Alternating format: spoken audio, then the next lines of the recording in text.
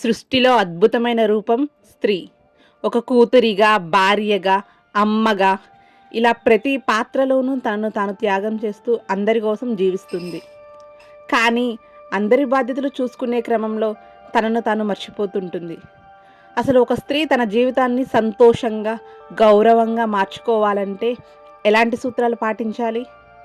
నేటి వీడియోలో ఒక స్త్రీ తన ఉన్నతమైన వ్యక్తిత్వం కోసం పాటించాల్సిన 5 ముఖ్యమైన జీవన సూత్రాల గురించి తెలుసుకుందాం. Hi, welcome to inner peace Telugu. మొదటి సూత్రం, నిన్ను నువ్వు గౌరవించుకోవడం. చాలామంది స్త్రీలు ఇతరుల కోసం తమ ఇష్టాలను, గౌరవాన్ని పక్కన పెడుతుంటారు. కానీ గుర్తుంచుకోండి, నిన్ను నువ్వు గౌరవించుకోనప్పుడు ఎదుటివారు నిన్ను గౌరవించాలని కోరుకోవడం తప్పు. నీ విలువ నీకు తెలియాలి. నీ నిర్ణయాలకు ఒక స్పష్టత ఉండాలి. నీ మీద నీకు నమ్మకం ఉన్నప్పుడే ప్రపంచం నిన్ను గుర్తిస్తుంది. ఇంకా రెండవ సూత్రం, ఆర్థికంగా నిలదొక్కుకోవడం. చదువుకున్నా లేకపోయినా ప్రతి స్త్రీకి ఏదో ఒక నైపుణ్యం ఉంటుంది. నేటి కాలంలో ఆర్థికంగా ఎవరి మీద ఆధారపడకుండా ఉండడం చాలా ముఖ్యం. అది నీకు ధైర్యాన్ని ఇస్తుంది, సమాజంలో ఒక గుర్తింపును తెస్తుంది.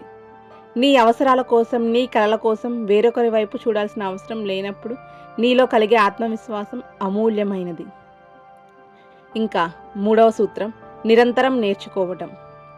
వయసుతో సంబంధం లేకుండా కొత్త విషయాలను నేర్చుకుంటూ ఉండాలి. పుస్తకాలు చదవడం, కొత్త నైపుణ్యాలు పెంచుకోవడం ద్వారా నీ ఆలోచన విధానం మారుతుంది. అలాగే అనవసరమైన విషయాలకు, నిన్ను బాధించే వ్యక్తులకు దూరంగా ఉండడం నేర్చుకో. నీ మనశ్శాంతి కంటే ఏది ముఖ్యం కాదు. ఇంకా నాలుగవ సూత్రం, ఆరోగ్యమే మహాభాగ్యం. కుటుంబం మొత్తానికి అన్నం పెట్టే తల్లి తను మాత్రం సరిగా తినదు. అందరి ఆరోగ్యం గురించి ఆందోళన చెందే ఇల్లాలు తన అనారోగ్యాన్ని దాచిపెడుతుంది. గుర్తుంచుకోండి, మీరు ఆరోగ్యంగా ఉంటేనే మీ కుటుంబాన్ని జాగ్రత్తగా చూసుకోగలరు. కాబట్టి రోజులో కొంత సమయం మీ శారీరక, మానసిక ఆరోగ్యం కోసం కేటాయించండి.